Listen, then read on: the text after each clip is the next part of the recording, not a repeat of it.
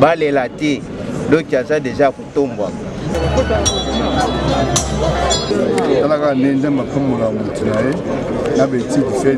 confirmer ce qu'il était dans les procès de 100 jours. Vous avez vu, vous êtes rendu compte de son caractère. Un juge là Moutaliboso a partagé un problème. Nous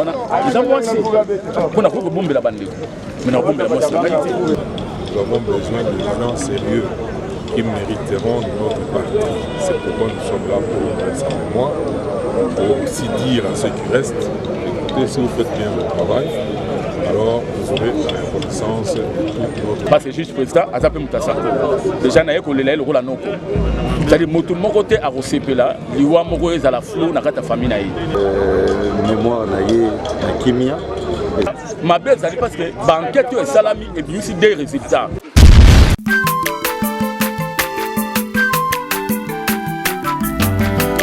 Mwana moto te po akosangai abongwani pete po awangana Nzambe ya le Nazarien, le Nazarien, le Nazarien, le Nazarien. Mana kitoko koma mukondima atako babakolaki mafuta na musakolima lelo ya yobolingo bateli le Nazarien. Lipamboli oyo mona na katembeni mama kandelobi kolapye mapapu masope mafuta tokokesikana longo na Nzambe oyo babenga na makomi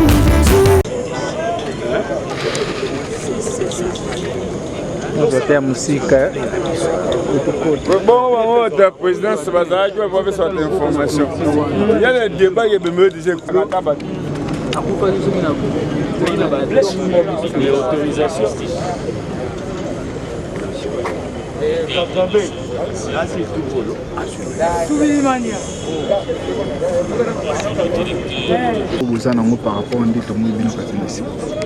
Souvenir toza nango ya liboso esengaki bato nano bayeba azalaki membre ya Renaissance, azali pe René alingaki équipe ya Renaissance couleur orange.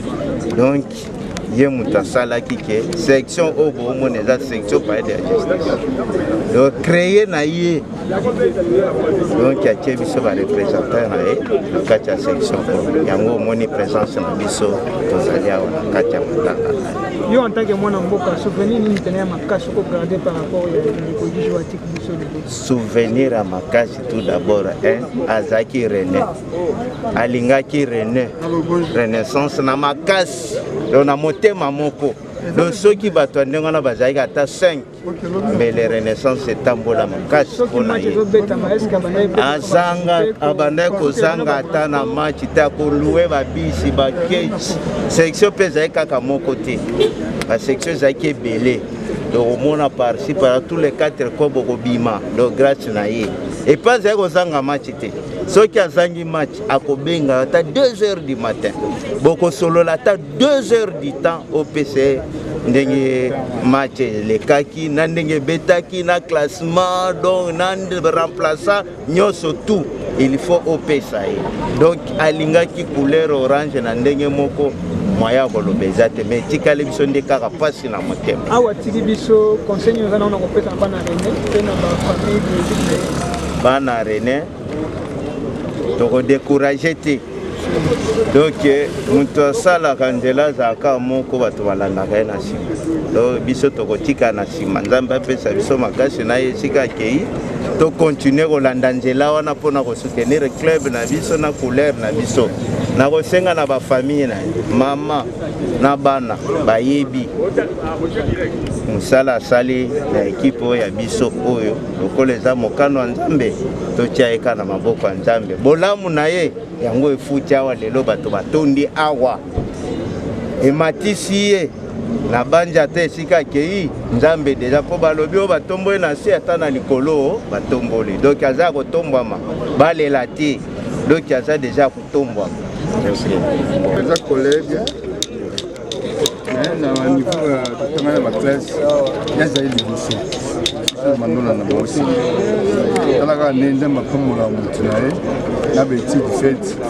il y a eu la magistrature, droit. Là, comme pour passer na yezanini na mokola lelo. A confito. C'est bien na musala na penate. Sinaga ya moi. La mutu moko toko pede na to. Nenga kei. Circonstance liwana ye tangu yo kaki sala ki boni. Basi na motemo.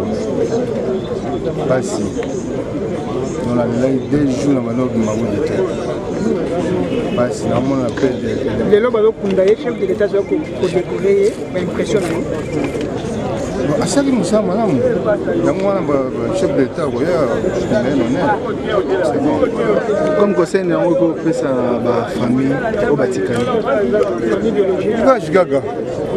Gaga pour l'Ivoire pour la business. OK. Je peux vous tourner ngai. Parce qu'on a besoin de courage. Ndambe mogai. Merci là. Moutali bosso ya partager na problème wana. Eza mwasi. Kuna ko bombe la bande. Mais na bombe la mwasi ngai te. Vous êtes sûr muto a wuti ba menacer, ba betier. Mais azongi na ndako. Ko abomba. Mais madame oyemo bala la nembeto mo bombe ya bino non neza boy. Ba beti ngai te no te. Tout ça la clair. Ça va. Biso to san zambete otoyeba nino ya kufela. Nzambe kam tayibi. Mais tout le monde dit que non, justice il y a solo et salama ndenge obiso pona ko zela. Besoin ça qui doit. Mais tant bango bazo tatonner dépasser comme il faut. Mais moi il y a condamné pe ba résultat bango zati. Nzambe ye moraye. Na mabe na malamu. To son sigara et pas nzambe. Oyo netinga personnellement na zana yango attaque mwana na ye pe na quartier.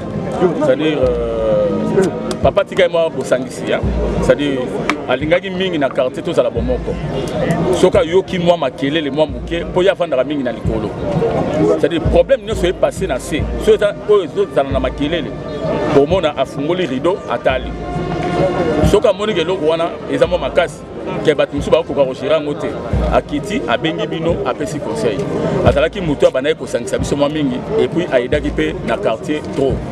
C'est-à-dire la rigueur penza oyo batu musu bazala ngo ya zaki na ngote ndaku na ye to kota ka sans audience to bimaka sans soki ndenge nini c'est-à-dire boyebika to za ba jeune tant ko koti bo luka solution moko boye soki ezali bo partager même maman même c'est-à-dire vraiment ça qui papa moko bien soki bo moni ke to ye tiawa vraiment ça papa moko bien pour na biso na to moni botemi libanda na kati ko tite qu'est-ce qui se passe bon tout ça surpris parce que boyebika la sécurité mboko ndenge zalaka ndето mona ba garde républicaine supposons que le chef de l'État Rouya.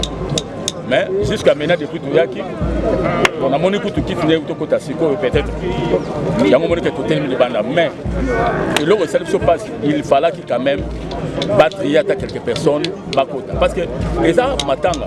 Tu es au la match, tu es au côté de Malibanda, tout à la musique. Non, il y a même famille biologique, parce que peut-être dans l'enquête, en tant que... C'est ça. Il y a un peu de Koloba Lissousou. On a pour famille. Pour famille parce que na pembeni na zape maman na ngata mutu ya Sanko parce que juste président azape muta Sanko déjà na yeko lela lokola noko c'est-à-dire mutu moko te a rosepela liwa moko ezala flou na kata famille na ye azate il faut tous à la claire azate ils ont déjà ma belle zali parce que banquette est salami et bien aussi des résultats il y a les bosso biso to total na réseaux sociaux au soit disant poison il y a mi balé bimi ote a toi qui un choc na mutu baku et tout yanga na mituni carbone so que ceux qui ba choc wana ba beta qui tout ça il fallait que ta maman peut témoigner ai ça ta ba semaine qui na yeke non ndenge za boya tango yaki et loko boye ndé na constater qui yango vous comprenez bon comme maman témoigner wana te yango to bito so so sanyo sokaka et pas yanzam faut biso to ebité boko senga justice continue que boko tikaka bon mais souci na biso tande to yebande vérité ndé personne na biso za wana ce qui me koba c'est sa vérité to sukoli ka maboko to tiki na biso. Merci beaucoup. Premier 2015, spécialement son article 2000, portant organisation et fonctionnement du Conseil supérieur de la magistrature.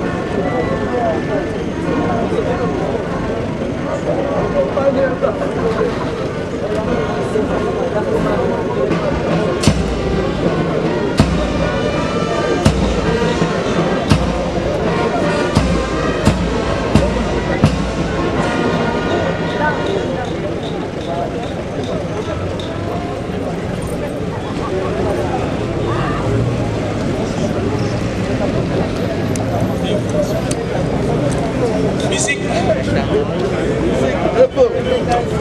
Très content.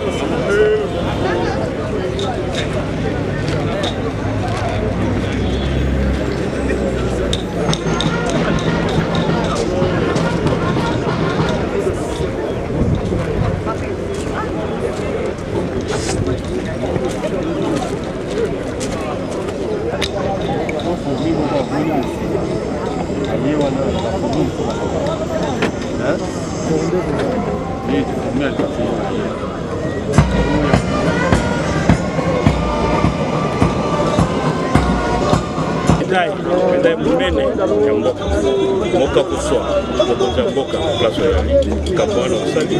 Je pense que bana oyo oya bakitana ya bango okotala mosala ya bobiste kanisa bakomona exemple wana ekokosa bango lisusu mposa ya kosala mosala wana ya kisije na mposa wana bakosala yango bakoyeba kiso bakosala mosala na sembo bakozwa lifuti yango wana lelo mokili mobimba bamoni sikoyo ke justice na biso ya Congo ebuti na mosala oyo yani asali parce que na projet oyo bande kosali masange ezalaki lokola match ya Real badel Real batu baza kolandaka yango lokola ndembo.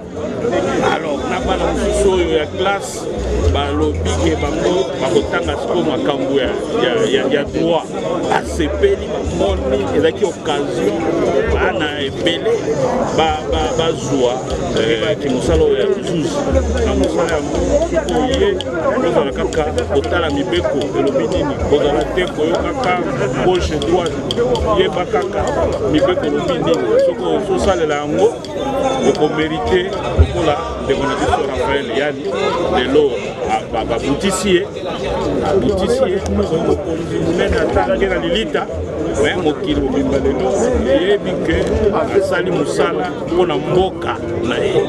Donc totika kosalaka misala mpona baindividu, tosala mosala mpona mboka. Te kosala mosala mpona mboka kozwa lifuti mpe yango wana ndeko na biso.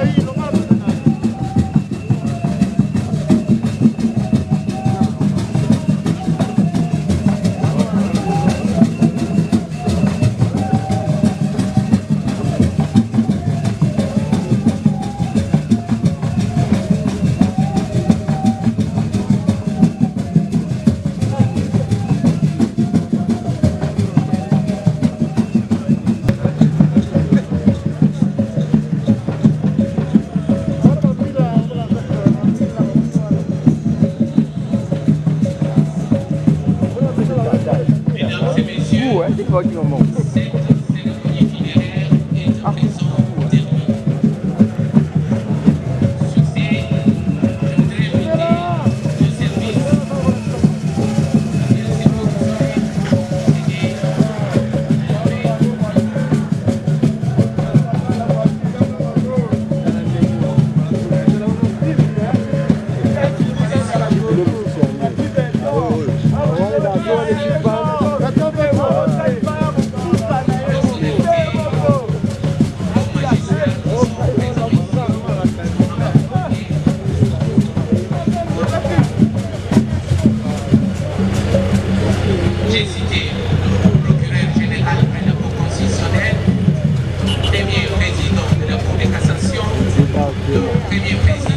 Attends, vide ton pote, dit. Procureur général.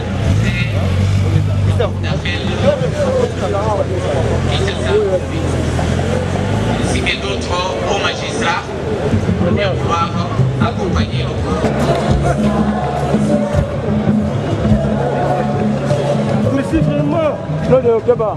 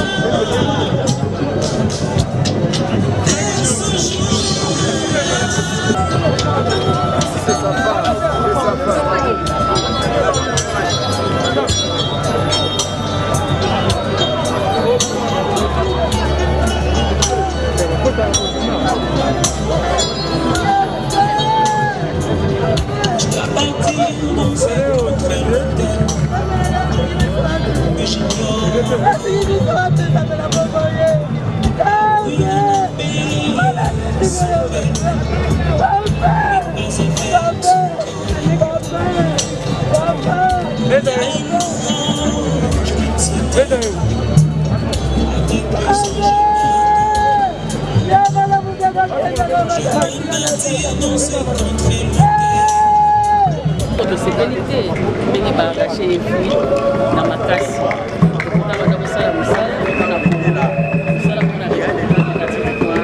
Alors, bateau va s'arrêter malgré tout ce que la justice a continué à enquête, il va me pour résoudre la justice. Le juge a lancé la recette. Comment il va pas être justice? La juge va avocat va s'arracher les dossiers. Mais surtout, la monnaie de la sécurité, comment va rebondir pour faire une garde de bébé? Alors, on a à partir de la garde, on a pas ça l'enquête, voyez, nani, à mon mari, il y a des commissions qui vont collecter d'ailleurs, là, tout ça la calme.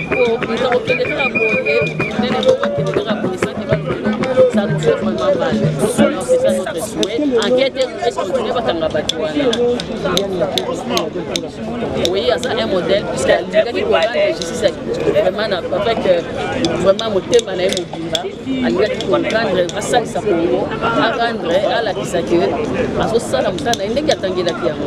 Alors toza na besoin ya bato bongo oyo balingi pelite yango ye mbongo alobi nakata ndenge mosala esenge baye. Mais sikoyo bato ya mokili balingi bongo te, mokili oboma moto abongo atika bana fokoyeba moto abomi.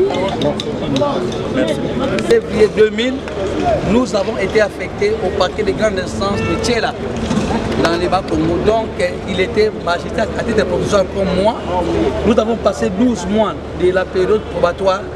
Et puis, après le passage de notre procureur général, nous avons été confirmés, nommés par le chef de l'État, magistrat à titre définitif. C'est en 2004 que le chef Yanni sera affecté comme juge d'instance à Bounia. Moi-même, je viendrai comme juge de paix au TP à Sosa. Et quand lui quitte le TGI Bounia, il vient au TGI Gombe. Moi, je vais encore le remplacer à Bounia comme juge d'instance. C'est de là que je suis parti à ce jour pour Gemena, où je dirige le tribunal de grande instance. Mais ce qu'on peut retenir de juge Yanni, c'est un juge exceptionnel. Un juge pas comme les autres. C'est un garçon d'abord très intelligent, de par la qualité de ses procès-verbaux de l'OMP. Quand il dressait son procès-verbal d'un officier du ministère public, c'est terrible. Et ses rapports au procureur de la République sont sans commentaire. De la même manière, il a gardé son intégrité. C'est un juge de la discrétion qui ne pourra rien piquer de lui. C'est comme ça qu'il est allé confirmer ce qu'il était dans le procès de 100 jours. Vous avez vu, vous êtes rendu compte de son caractère. Un juge intègre, intelligent et discipliné. Donc nous retenons que notre pays a perdu un garçon pas comme les autres, un magistrat pas comme les autres. Et je remercie le chef de l'État de l'avoir levé à titre posthume au grade de premier président de la Cour d'appel. C'est ça le grade que Yann mérite à ce jour. Tant que c'est à titre posthume, j'ai dit encore une fois merci au chef de l'État. Puisque Yann n'a fait qu'honorer ce pays, Yann n'a fait qu'honorer ses corps. Ceux qui en doute peuvent passer au greffe du TGI Gemena pour lire ses écrits, pour lire ses œuvres. Le pays a donc perdu un bon magistrat. Yanni Ofungo Raphaël, très cher, je vous dis, paix à votre âme. Voilà. Merci. Quelle lecture faites-vous des circonstances dans lesquelles on a vécu la disparition de ces hauts juges? Ce sont des circonstances qui ont marqué la population congolaise. Nous sommes ici en délégation pour la société civile RDC.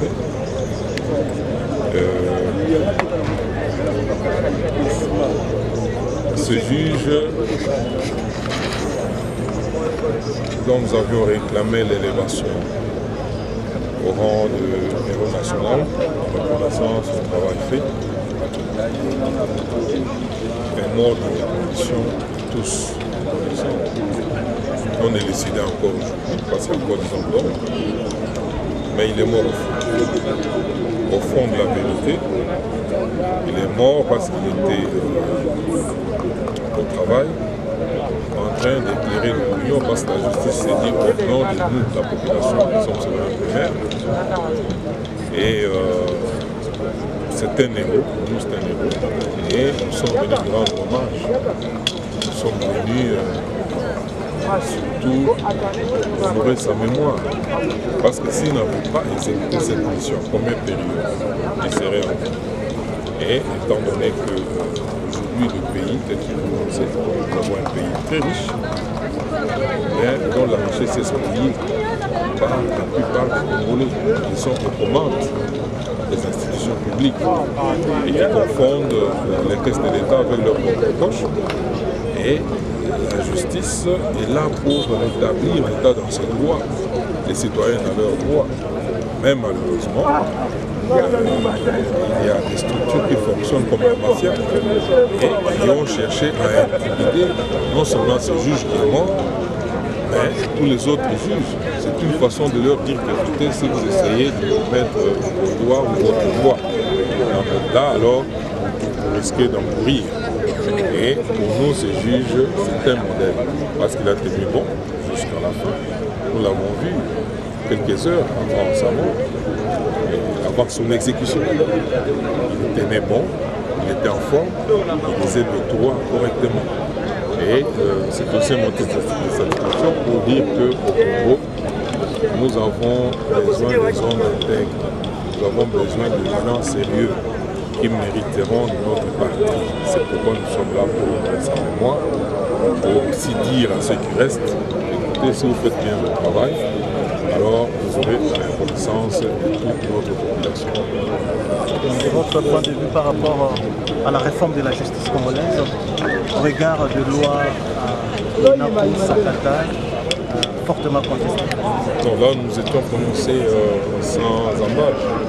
Rappelez-vous que le 26 juin dernier, nous avions tenu un point de presse au complexe Dr Chaouma où nous avions lancé un ultimatum adressé au bureau de l'Assemblée nationale, lui demandant de retirer ces propositions de loi-là au plus tard le 29 juin à minuit. Et que le 30 juin, nous devrions investir le palais du peuple. Oui, il y a eu cette pression.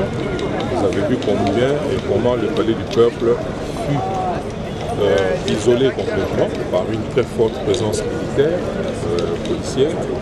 Et aujourd'hui, ces lois ont été retirées furtivement parce qu'on nous a parlé du report vers le mois de septembre. Mais là, nous disons que la pression reste maintenue. Pourquoi? Parce que ce bureau de l'Assemblée nationale ne joue pas le rôle qu'il devait jouer. Les députés qui sont là ne reflètent plus notre volonté et c'est pourquoi la société civile est en train de récolter des signatures à travers une pétition qui réclame justement la dissolution de cette assemblée. Nous serons avec vous, nous serons sur le terrain. Vous allez voir comment le peuple congolais qui ne se reconnaît plus dans cette assemblée nationale est en train de signer massivement cette pétition pour que le président de la République, qui est le garant du bon fonctionnement des institutions, bon fonctionnement voudrait dire que les institutions doivent se rapporter à la volonté réelle souveraine humaine.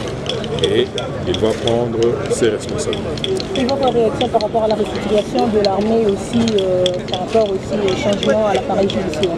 Vous savez bien que pour ce qui concerne l'armée, déjà le 28 février 2019, un mois et demi après l'entrée du président actuel en fonction, nous avions tenu un atelier au centre d'armée. Nous avions parlé de la réconciliation et de la réforme de l'armée.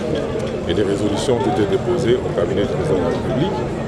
Et aujourd'hui, ce problème est resté entier. On sait que chaque jour, il y a des gens qui meurent à l'est là-bas. Et nous nous demandons, ça c'est quel type de conflit qui ne finit pas, où les gens meurent, nous ne voulons pas qu'ils les tuent. Et ça nous préoccupe. Et avec la grande réforme qui vient d'être opérée au sein de l'armée, nous pensons que c'est une façon de changer un peu des cartes sur le terrain, de changer aussi des stratégies. Et nous pensons qu'il y a une nouvelle intelligence qui va se mettre en place avec des nouvelles stratégies pour garantir la sécurité à nos frontières et pourquoi pas à l'intérieur du pays. Pour ce qui concerne la justice, nous pensons que c'est à travers une réforme où on place les hommes qu'il faut là où il faut, que la justice pourrait se relever, étant donné que la justice élève la nation, et notre nation également pourrait se relever. Merci. Nous savons tous les circonstances dans lesquelles sa disparition est intervenue. Et vous, en tant que président de Sinamag, quelle lecture faites-vous de cela? Bon, la lecture, c'est la même. Le journal déjà eu à se prononcer là-dessus. C'est un jour qui va être gravé dans nos mémoires, puisque c'est aujourd'hui que nous portons à terre le premier président Yanni. Donc pour nous, c'est une grande perte. Bon, l'essentiel, c'est qu'il est parti. Pour le reste, nous devons nous battre pour que les causes réelles de sa mort soient élucidées. Il faut que justice lui soit rendue. Je crois que c'est ça ce que je puis dire. Pour le reste, bon, en tant que président du syndicat, je suis un peu désolé par rapport à l'organisation. On a vu les magistrats venir rendre hommage au premier président Yanni, mais l'organisation a fait que beaucoup de magistrats sont restés dehors et n'ont pas pu assister à l'audience solennelle. C'est vrai qu'il faut respecter les mesures barrières, mais il aurait fallu qu'on donne priorité à ses collègues avec qui il a travaillé très longtemps pour que ces derniers puissent lui rendre hommage. Malheureusement, telle a été l'organisation de ces jours. Nous ne pouvons que nous contenter de ce qui a été fait et remercier tous ceux qui ont été avec nous depuis jusqu'à maintenant et qui vont nous aider également à élucider les causes de son décès. Président, élevé aujourd'hui au rang des héros nationaux, quelles sont vos impressions? C'est pourquoi je dis que je suis de ceux-là qui pensent qu'il est mieux d'honorer les gens lorsqu'ils sont vivants et non lorsqu'ils sont morts. Et les combats que nous devons faire, c'est celui-là. Pendant que nous sommes en vie, nous devons être honorés et honorer ceux qui travaillent pour que ce qui sera fait après eux ne soit qu'un gain pour ceux qui restent. Mais lui, de son vivant, aurait aimé certainement se voir honoré. Monsieur le Président, le même message en lingala? Bon, le dit Naroloba que les amis mokolo moko tokobosa na te mokolo tomemi ndeko na biso na lilita na esika na ye ya suka ezali pasi mais nzambe nde moto a décidé autrement. Mais la seule façon ya biso ya korendre mémoire na ye na kimia ezali ete toluka na biso bao totikali pour élucider la circonstance et à Koufanaye. Le rapport et le dit qu'à Koufi n'a mort naturalité, il faut que justice lui soit rendue. Non seulement à Yé, mais à tous les autres magistrats. Il y a qui faut rendre Yé le dernier hommage, mais tout le monde qui est dans l'organisation, il peut s'amener les magistrats qui pour honorer, puisque à mesure les hommes qui sont les magistrats est belé. Donc, c'est là qui m'a sa priorité dans la magistrat. Et non pas dans les circonstances pour que les gens travaillent puisque les gens rendent le dernier hommage. Mais malheureusement, les choses ont été faites telles qu'elles ont été faites. On dit bien au Kakabongo. Donc, pour le reste, CPLAP aussi, on a élevé à titre posthume. Mais il y a malades aussi les varabatous pendant qu'ils sont encore en vie. C'est plus que c'est pendant qu'on est en vie qu'on voudrait que reconnaître le mérite à battre. Et ça a été que nous avons fini non. Les combats que nous menons pour que les vivants, les gens, reconnaître ce qu'ils sont en train de faire comme travail, ça va encourager les autres. Jusqu'à Kofi a évité qu'il va rendre hommage. Mais s'il était vivant, je crois que ça va encourager encore davantage. Vous savez que Président Totondi Botondi.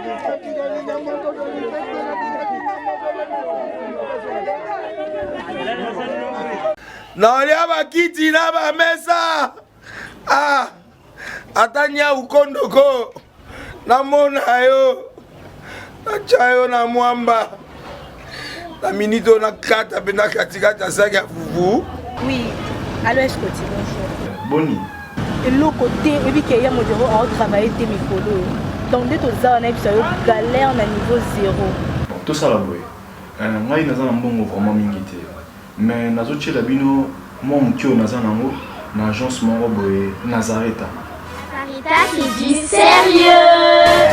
Oh maman comment des bongo donc yo pesa au futi mbongo kuna partir à poto biso to ya to jibilo na bengi ya Scotty agence mo ifungami comme nango Nazareta na kufie agence lisusu ndeke sansu mulongo kuna kuna eza mambo mulongo te ye si afuti mbongo kuna partir à poto biso tozoke ko récupérer biloko oli tika boyeko yiso mona makambo bongo na monte bat papesi mbongo kuna biloko récupérer biloko oli na agence ezalaka mais yango ibandi mama leki nanga yebisi ngai mais na ndimite nalingi namona kimona mbeso po likambo boye na monte na nesalama te mama yebisa ngai bapesi mbongo kuna biso to récupérer biloko kolia awa ya solo boutique Nazareta ezali boutique ou ezali ya distribution ya ba produits alimentaires nakosali po tosunga bandeko oyo même ba oyo baza na peu de ressources comme na boyede bandeko na baza na niveau à Kinshasa même avec un petit rien. Donc à partir à $10, $15 donc so na mbongo te ndeko na pota ko sunga yo awuzika biloko kolia. Eh maman Nazareta nzamba pambola ya bakise mikolo ebele awa na sena mokili. Et bongo awa tozawa poto yeba adresse awa.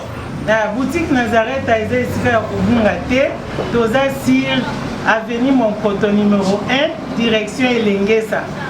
Face à face na église catholique Saint-Vincent.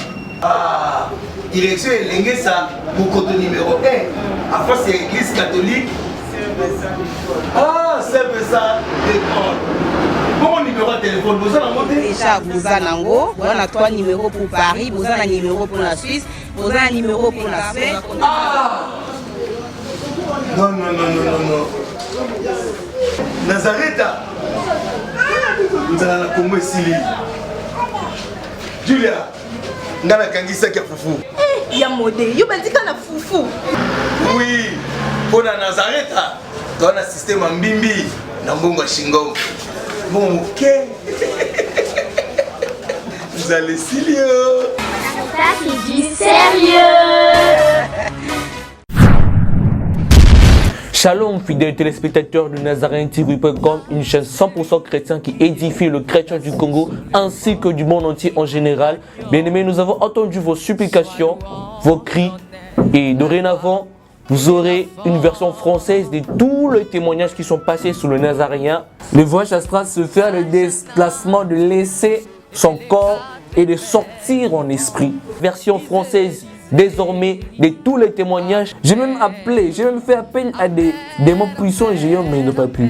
Ceci est un grand rendez-vous à ne pas manquer. Un cadeau surprise que vous offre le Nazaréen. Abonnez-vous très massivement sur le Nazaréen News afin de ne pas rater cette occasion. Ces combats étaient sur le plan spirituel et le plan physique. Et ces témoignages vous sera présenté par votre digne serviteur, Elépia Bengoma. Attendez-vous à une grande bénédiction. Restez branchés, restez connectés parce qu'il y aura du lourd et il y aura du nouveau. Et que Dieu vous bénisse énormément et abondamment. Moi je demande par rapport à la robe, parce que vous aviez expliqué la fois passée par rapport au pantalon. Shalom peuple de Dieu, que la paix de notre Seigneur Jésus nous comble, parce que tous nous avons besoin de la bénédiction de l'Éternel. C'est la sœur Tiffany Mokoa, la princesse de l'Éternel, la présidente du Parlement céleste, députée Kwanabanda Kunabino. En tout cas, la Bible nous dit, vous connaîtrez la vérité et la vérité vous affranchira. Nouvelle Zakaka, tu peux communiquer, information, c'est que les Nazaréens ont un souci, vraiment souci technique. Voilà pourquoi nous vous supplions, nous vous demandons, s'il vous plaît, d'ailleurs, vous accepter Rabiso Nabanda Kunabino, car le lingue tozali. Vraiment tokosenga na bino na bolinga nkolo bayo bolinga kakolanda mingi les Nazaréens vraiment bosunga biso bo s'abonner na les Nazaréens News donc neka ke komami wana les Nazaréens News parce que les Nazaréens oyo ya Kinshasa ndeko boyebaki liboso ezu un petit problème technique donc moi tokota ba vidéo ya milai eza vraiment pour l'instant donc voilà pourquoi dans bolingo musalo tozala nango tosala libino les Nazaréens News dans les Nazaréens News nde ya bino les Nazaréens News les zaka les Nazaréens donc ndakwa les Nazaréens okay? Famille les Nazaréens toujours mais news obetika les Nazaréens News ndenge ba komi wana o cliquer na place ba komi s'abonner au s'abonner massivement donc il faut s'abonner au epipe moninga s'abonner au epipe de quoi s'abonner donc vous s'abonner massivement s'il vous plaît bible ngakolo bible ngala sœur Tiffany bible ngala princesse de l'Éternel je vous aime beaucoup de l'amour de Christ donc je disais tantôt que les Nazaréens ont un petit problème technique voilà pourquoi nous vous supplions de s'abonner sur les Nazaréens News. Ces derniers temps nous utilisons beaucoup plus les Nazaréens News parce que les Nazaréens qui chassent a un petit souci, un petit problème technique.